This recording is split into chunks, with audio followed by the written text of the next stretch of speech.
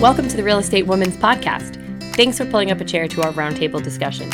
Here, we'll teach you how you can create a stream of passive income through multifamily investing, and we'll help you to shift your mindset so you can start living the life you really want to be living by design today.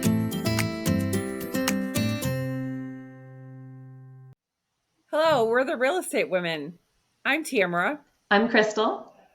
I'm Candy. And I'm Colleen. Welcome to a mindset episode of our passive investing podcast. What is mindset? Mindset is the general attitude that we have in life. It's a way of thinking and behaving that is shaped by our beliefs. We've come to realize that mindset is the number one place to start when it comes to making a change in your life. It plays a significant role in determining your life's outcome. By understanding, adapting, and shifting your mindset, you can prepare yourself for growth in any way you desire.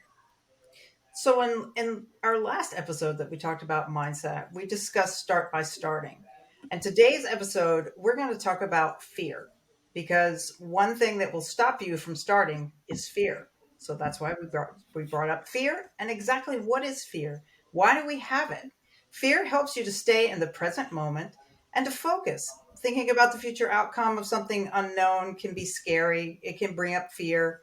Mm-hmm. If you're feeling worried or anxious about something, it usually stems from fear. So fear in the right dose, believe it or not, can actually be positive. So how can we put a positive twist on fear? Well, I think one of the easiest ways to put a positive twist on fear is to break it down, make it less scary. To do that, one of the great ways to do it is think about fear is false evidence appearing real. And that's there's so much truth behind that, because a lot of times you're afraid of the unknown. And what is the unknown really? Well, you don't know. So your mind is automatically creating what that black question mark is behind that mystery door. So that's just fear. It's really the unknown. And that's what it really comes down to. And quite frankly, experiencing the unknown can produce fear and anxiety for a lot of people. And it's really, really hard to push through that sometimes. And it's easy to get trapped in that, like, oh my gosh, I'm scared mindset. But really, it's the fear of the unknown. And I think everybody at one time in their life has really experienced it, probably many times. And I think an important thing to do is to just really remember, well, I've pushed through the fear in the past, so I can push through it again that way. And maybe a good way to kind of start that is just to discuss, different ways that we have all pushed through different types of fears. So for you ladies, what are some ways that you guys have pushed through like a big fear in your life that you could really share with us? Well, going back in time a bit for me, real estate wise, I was in corporate America and had a W-2 job and a good position and benefits. And I wanted to get into real estate, and going from that to commission only, and having that, not being able to budget, not knowing what my income was going to be, and taking that leap of faith out of fear, all those things, and setting it aside and believing in myself, and pushing forward and saying, this is what I'm going to go for. Really led, that would be my first gut reaction to that question.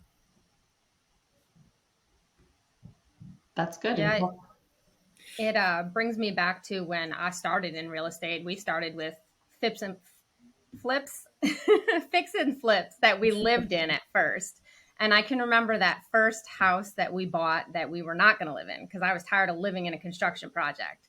And I remember taking a HELOC out on our house and taking money out of our savings and just thinking, oh my gosh, I am taking on, a second huge debt. I have my mortgage, I have my kids to provide for, and now I have a second debt, and it was just a lot. But if I let that hold me back, I wouldn't have progressed and moved forward in life. So sometimes you just got to jump in and get your feet wet. And, I knew we could do it, but it was definitely my mind that was just telling me to be scared, to be worried. I remember when I was building my house, it was like necessity, because I wanted to stay here on Cape Cod. I had my license. I built artificial trees and rocks for zoos, of all things. But when it came to building my house, I was terrified. I didn't know if I could do it, because I'd never built a house, a human home. So one thing that I did to help myself with the fear of doing that and being successful was to think about the people that I knew that actually build homes. And when I thought about them and who they were in the world, I was like, I'm just like them. I can do it as well. And that's how I stepped into the fear, even though through the whole process, I continued to experience different levels of fear. And that's also something that'd be really interesting to take note of as you're experiencing fear and stepping into the hurdles and over them. And sometimes you're going to trip and fall, is to be able to identify that it's going to be an ongoing process. It's never something that goes away. That's true. And not only is it something that doesn't go away all the time, sometimes it can be projected onto you from other people, and maybe not even negative people. Maybe it's just caring, loving people that have a fear. I know I experienced that a lot in my life. I have a big family and they're absolutely amazing.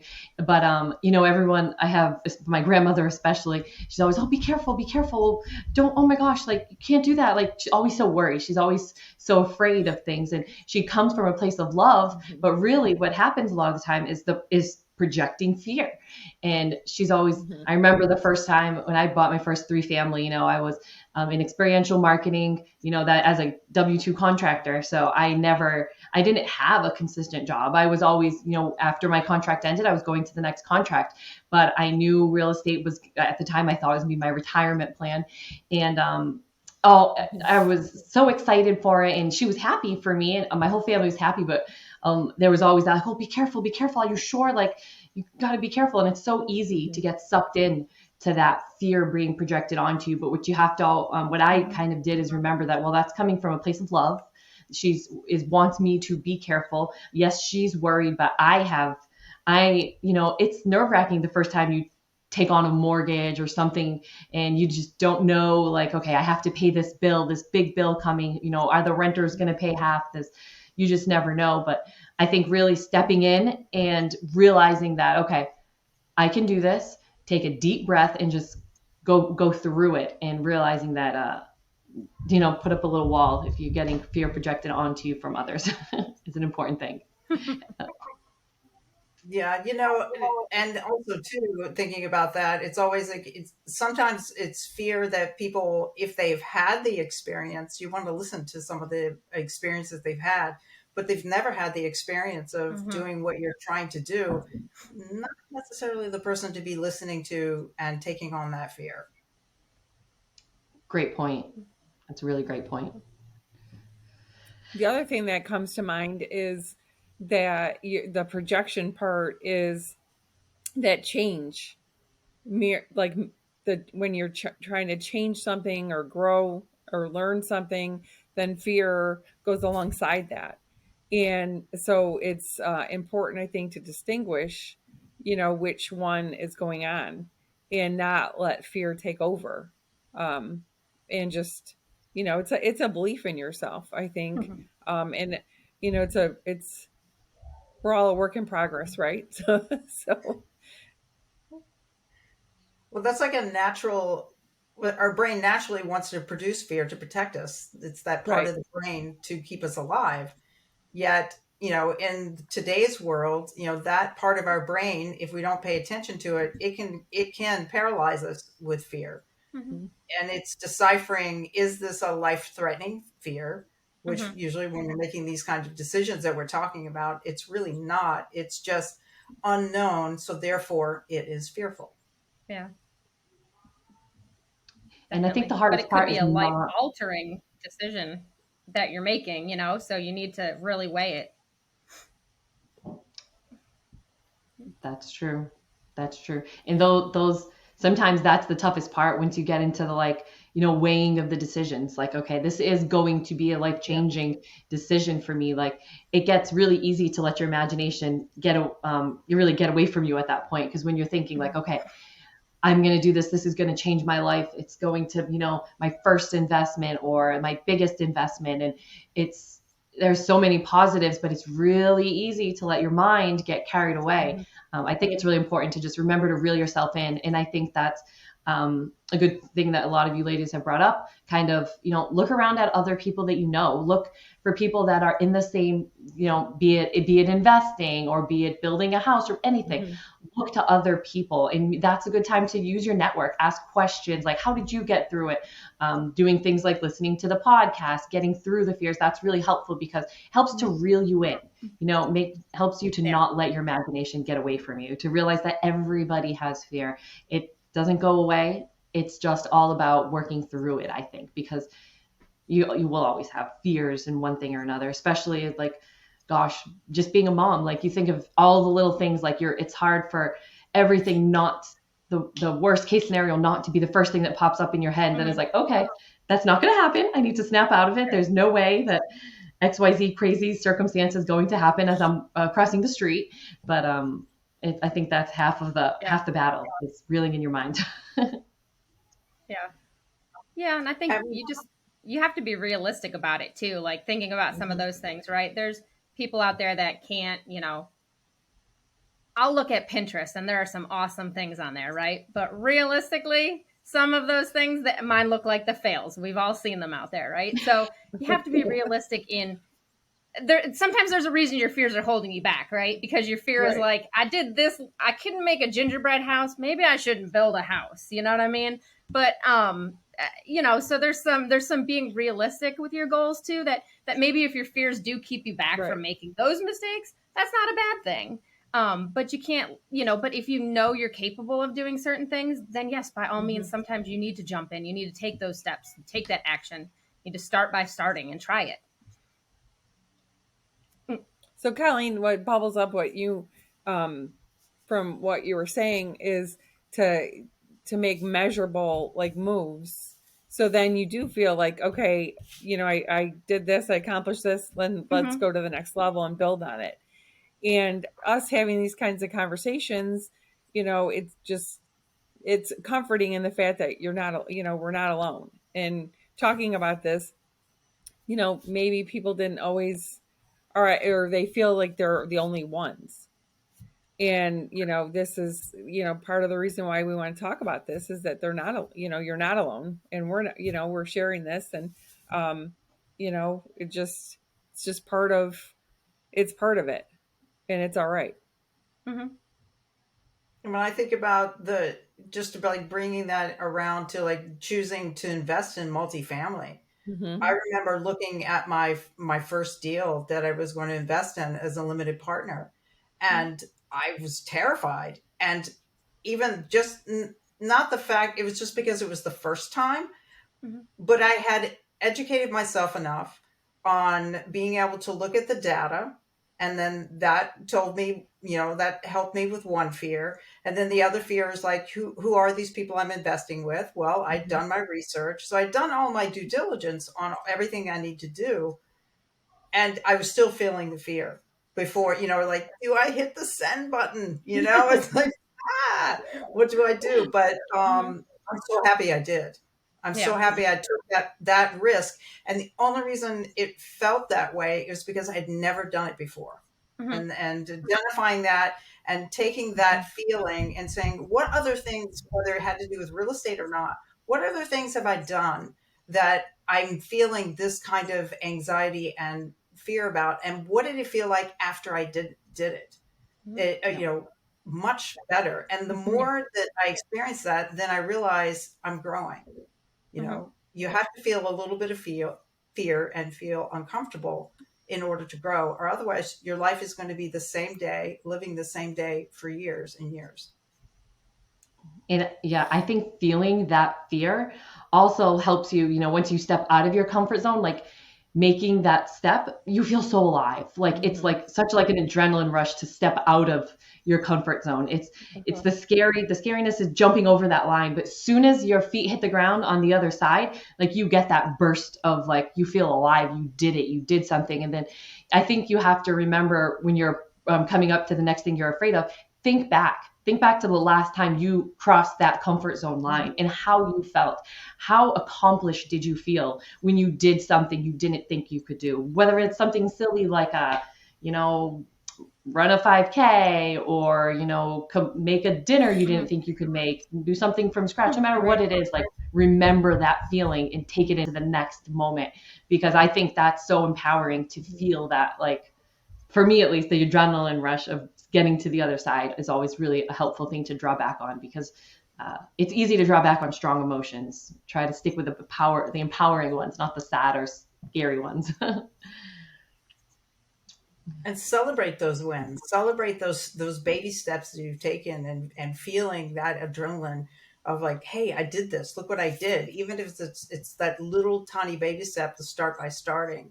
And share those wins selectively to people that support you, not the people that are telling you the fear, but share those little baby steps and those actions that people that really genuinely support you, or have been, or already are where you want to be, because you will be amazed at how much support you'll be surrounded by when you do that. And I think you had a really good point in that. Be selective, Candy, about who Right. you share these things with. That's really, really important, I think, and super powerful.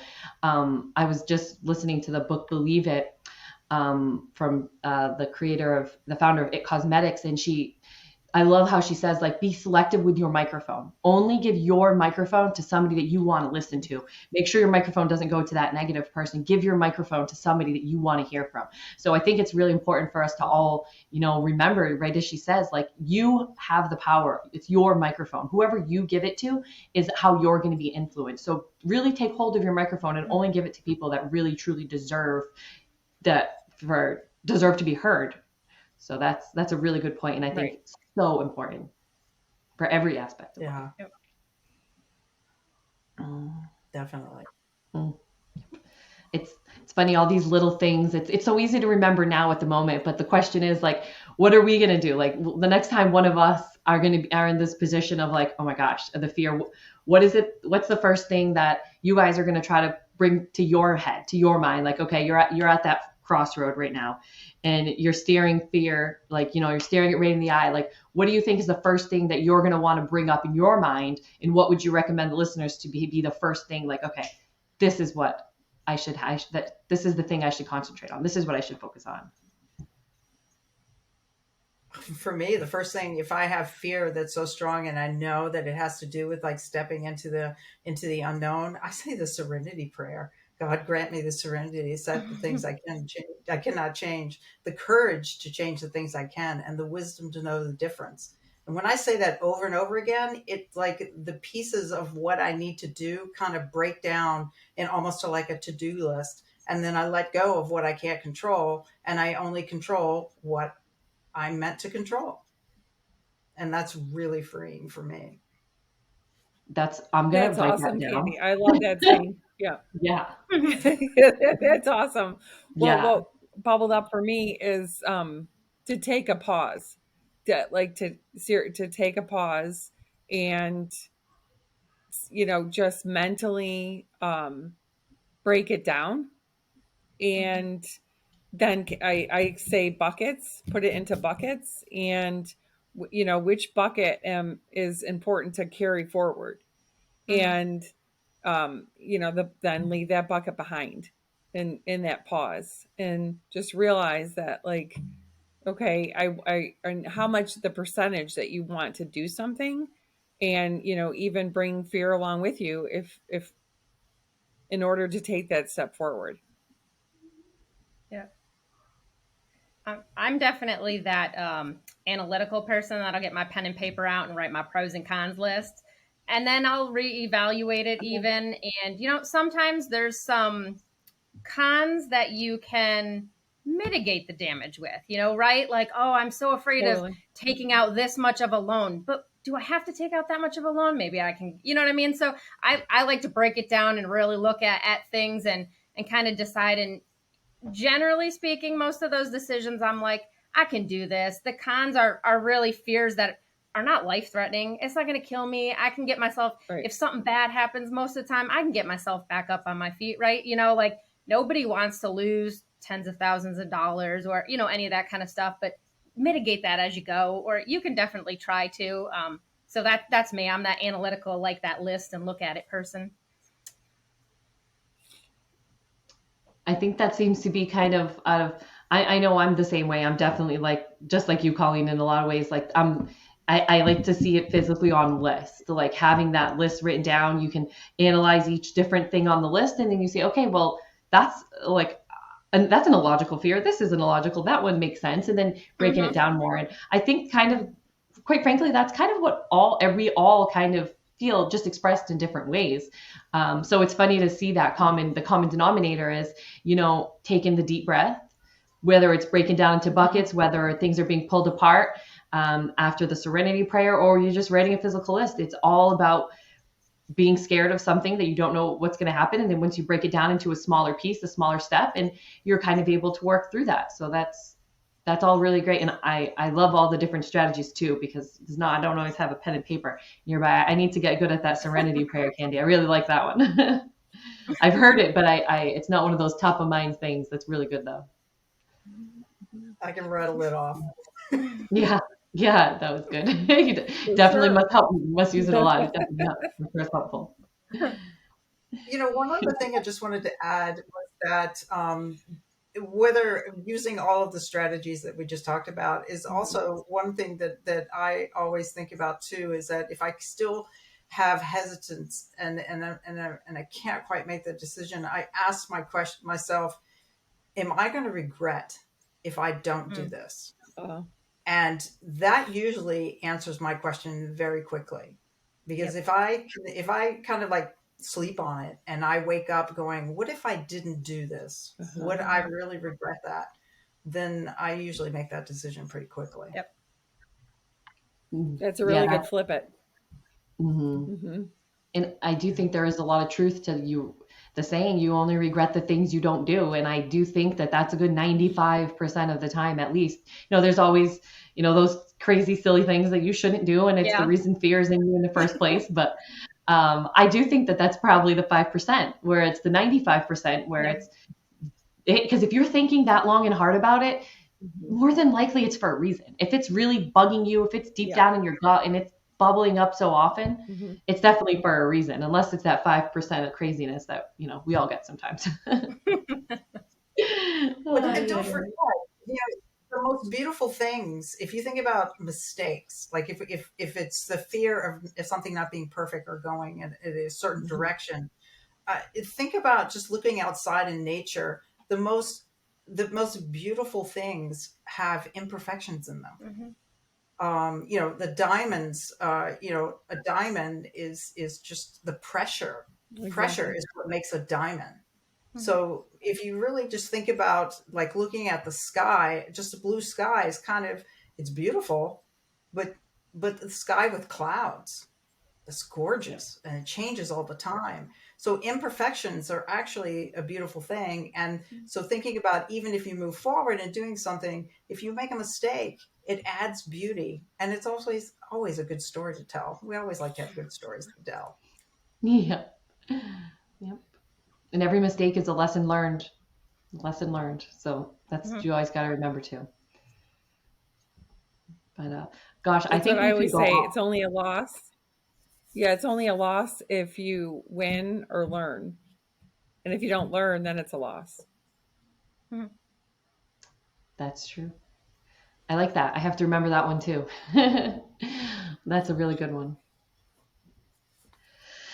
Gosh, I think we could go on and talk about this for ages, ladies, but it's time to kind of wrap it up here. I think some of the biggest things that we realized throughout this is going back to taking a deep breath, breaking down what the fear really is, what it resonates with, and how can you kind of look deeper at what it is and breaking it down in your own different way. And that seems to be the biggest thing of fear. And I think that also realizing that it's easy to be afraid of the unknown, and everybody is, and you're not the only one here, and realizing that once you cross that line out of your comfort zone, that's where you truly start living. Life is lived outside of your comfort zone, and it is nothing to fear in your comfort zone. That's why it's all cozy and comfy. So remember, life is lived outside of that. Embrace the fear, do it smart, make your lists in whatever way you do. And I think that's kind of really a good way to sum up everything we just chatted about, ladies. This was so great.